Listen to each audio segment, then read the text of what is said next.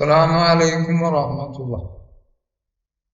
മുറാദി യാ മുറാദി യാ മുറാദി മുറാദി ഷാ ഖദീറുല്ലാഹ് മുറാദി വശൗഖി അൻത യാ ഖുത്ബൽ സമാനി വജൂദി മദ്ഹറുല്ലാഹി സുൽത്താനി. അള്ളാഹുവിന്റെ കാരുണ്യത്തെ കുറിച്ചായിരുന്നു നാം പറഞ്ഞു വെച്ചത്.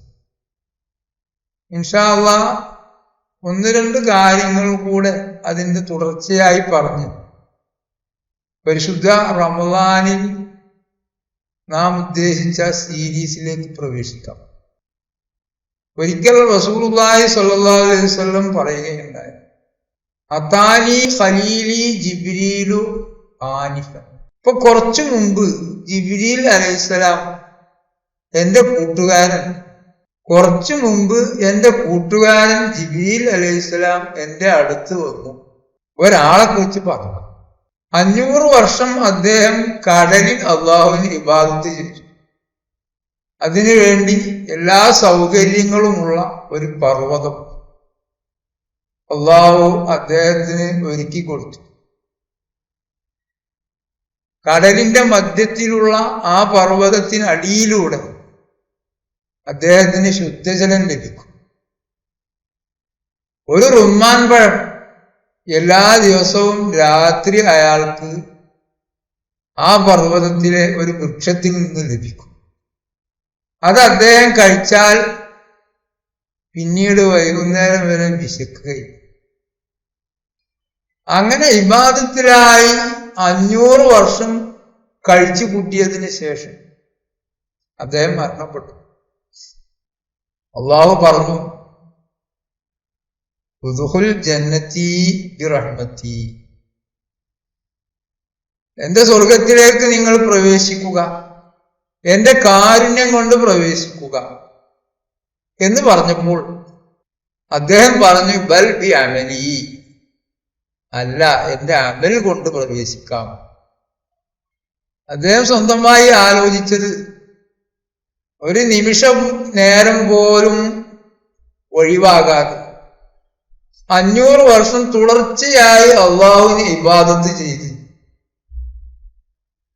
ഒരു തിന്മ പോലും ചെയ്യാതെ മരിച്ച് ഇവിടെ വന്നപ്പോൾ ഈ അമലുകൾക്കൊന്നും ഒരു വിലയുമില്ലേ?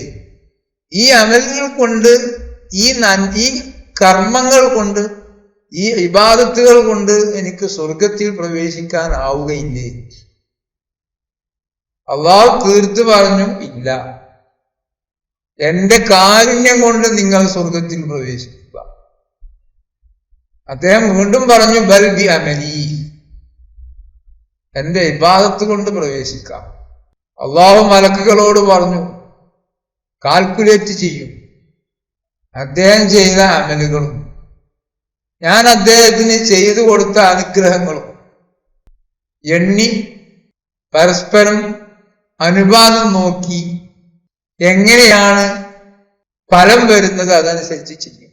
അങ്ങനെ കാഴ്ച എന്ന ഒരനുഗ്രഹം, അതിൻ്റെ അനുബന്ധങ്ങളായിട്ടുള്ള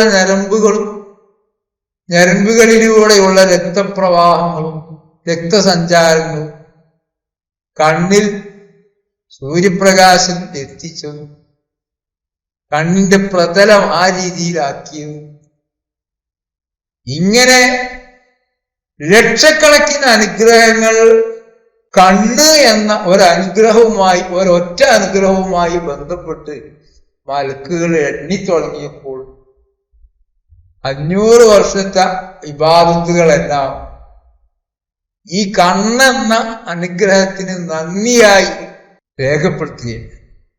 പിന്നീടുള്ള കോടാനകോടി അനുഗ്രഹം, കാത്, ബുദ്ധി, ഹൃദയം, കരൾ, കിഡ്നി, കൈകാലുകൾ, ഓരോ കോശങ്ങൾ, കോടാനകോടി അനുഗ്രഹങ്ങൾ, അവയ്ക്കൊന്നും നന്ദി ചെയ്യാൻ ഇയാൾക്ക് കഴിഞ്ഞിട്ടില്ല.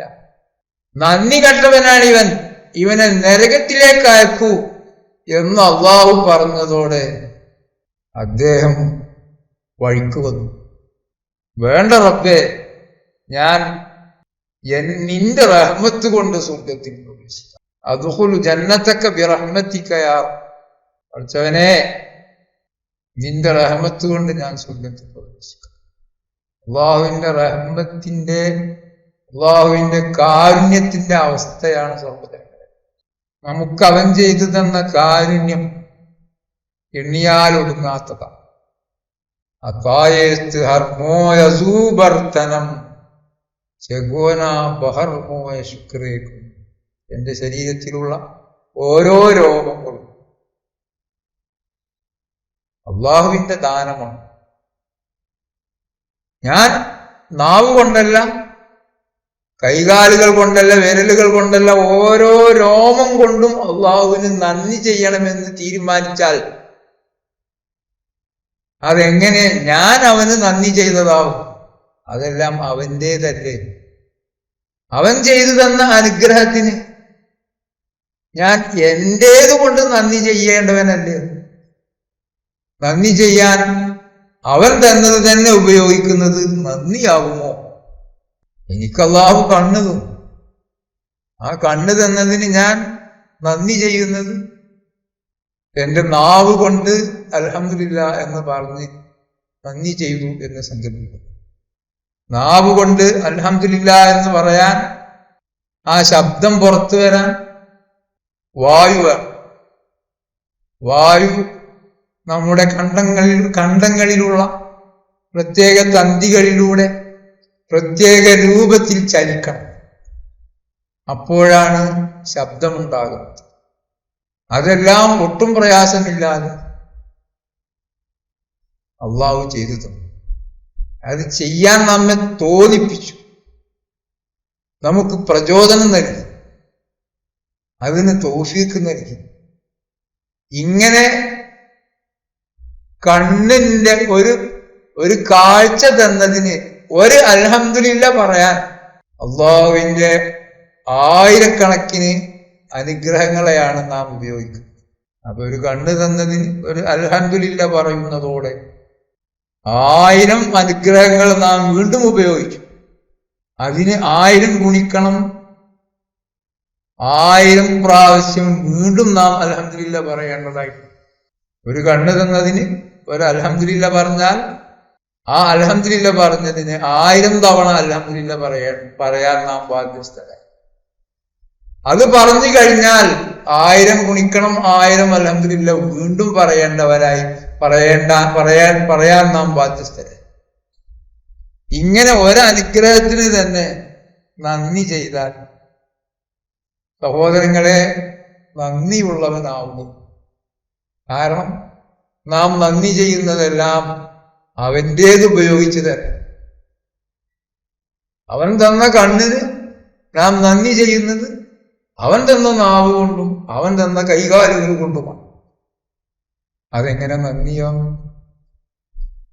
എന്നെ നന്നായി പ്രയാസമുള്ള സമയത്ത് ഒരാൾ സഹായിച്ചു.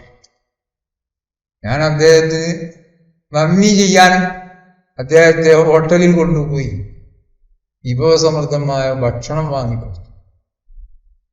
അതിനുശേഷം ബില്ല് അദ്ദേഹത്തോട് തന്നെ അടക്കാൻ പറഞ്ഞു. ഇതാണ് അവസ്ഥ. ഞാൻ അയാൾക്ക് നന്ദി ചെയ്തവനാകുമോ? അയാൾ കഠിനാധ്വാനം ചെയ്ത് എന്നെ സഹായിച്ചു. അതിന് അയാൾക്ക് നന്ദി ചെയ്യാം എന്ന് പറഞ്ഞ് വിഭവസമൃദ്ധമായ ഭക്ഷണം അയാളുടെ കാശിന് തന്നെ അയാൾക്ക് വാങ്ങിക്കൊടുത്തു. ഞാൻ നന്ദി ചെയ്തവനാകും? ഇതാണ് അവസ്ഥ. അള്ളാഹുവിന്റെ കാരുണ്യം, അള്ളാഹു ചെയ്തു തന്ന അനുഗ്രഹങ്ങൾ എണ്ണിയാലൊടുങ്ങാത്തതാണ് അള്ളാഹു ചെയ്തു തന്ന കാരുണ്യം. ഇത് നമുക്ക് പ്രാക്ടിക്കലായി വിശദീകരിച്ചപ്പോൾ മനസ്സിലായി. തിയറി, ഇതിന്റെ സിദ്ധാന്തം മനസ്സിലായി, തിയറി മനസ്സിലായി. പക്ഷെ ഈ ബോധം ശരിയായി നമ്മുടെ ഉള്ളിൽ പ്രവേശിക്കും.